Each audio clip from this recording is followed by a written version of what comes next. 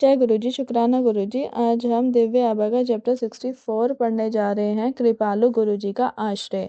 20 वर्ष पूर्व जब मैं आगरा स्थित वायुसेना छावनी में विमान चालक था, मेरे वार्षिक चिकित्सा परीक्षणों में चिकित्सकों को मेरे ईसीजी में कुछ प्रतिकूल लक्षण मिले। मेरी बहन के पति ब्रिगेडियर दत्ता उस समय जालंधर में कार्यरत थे। वह अपने परिवार सहित गुरुजी के पास जाया करते थे। मेरी बहन ने गुरुजी के दर्शन करने का आग्रह किया। दर्शन के बाद गुरुजी मुझे एक कमरे में ले गए और मेरे हृदय पर एक चम्मच रख कर बोले, तेरा कल्याण हो गया।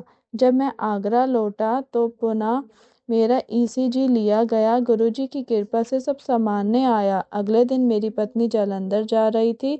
मैंने उसे गुरुजी के दर्शन करने के लिए कहा तो उसने अनिच्छा व्यक्त की। जब वह गुरुजी से मिली तो उन्होंने उसे कहा कि आगरा में तो वह उनके पास नहीं आना चाह रही थी।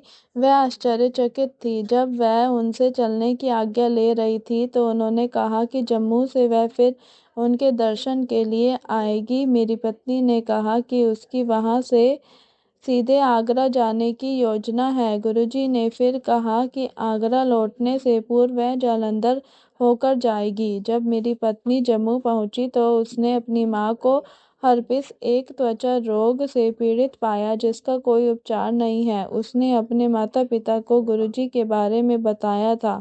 उसके पिता ने आग्रह किया कि वह अपनी मां को लेकर गुरुजी के पास जालंधर जाए। अगले दिन मेरी पत्नी पुनः गुरुजी के चरणों में थी। जैसे उन्होंने कहा था, गुरुजी ने मेरी सास को अपना आशीष दिया और कुछ ही दिनों में वह पुनः स्वस्थ हो गई।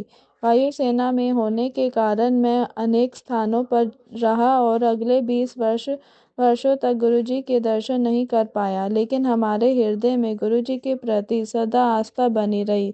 अगस्त 2005 में चिकित्सकों ने बताया कि मेरी पत्नी के दोनों गुर्दे शीघ्र ही काम करना बंद कर देंगे। हमें समझ नहीं आ रहा था कि क्या करें। किसी ने बताया कि गुरुजी अब दिल्ली में हैं।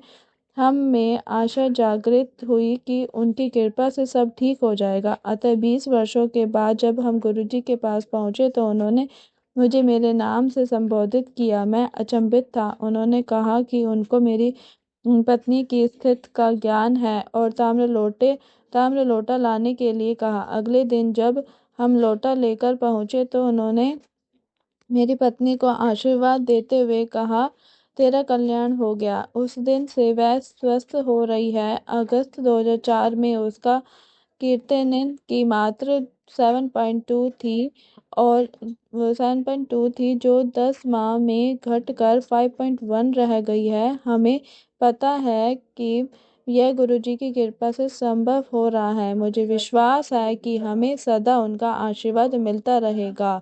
जय गुरुजी, शुक्राना गुरुजी। इसी के साथ दिव्य आबा का ये चैप्टर समाप्त होता है। कल हम दिव्य आबा में पढ़ेंगे गुरुजी के शब्दों से 12 वर्षों के कष्टों से मुक्ति। जय गुरुजी, शुक्राना गुरुजी। मेरी वॉइस में अगर किसी को अच्छा लगे तो चैनल को शेयर, लाइक और सब्सक्राइब करना ना भूलें। ओम नमः शिवाय। शिवजी सदा सहाय। ओम नमः शिवाय। गुरुजी सदा सहाय।